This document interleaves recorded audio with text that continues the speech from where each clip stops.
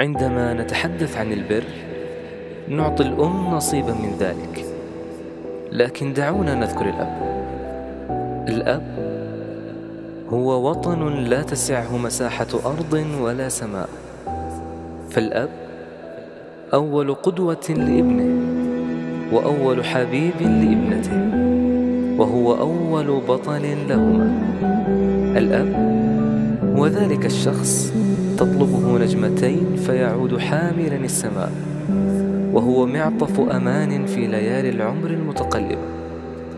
عندما يغضب عليك فهو يتمنى لك الأحسن، وعندما يقتصد عليك فاعلم بأنه يحرم نفسه، وعندما تراه قاسيا فاعلم بأنك لا تتبع نصيحته، وعندما ترفع صوتك عليه فاعلم بأنك قد قتلته.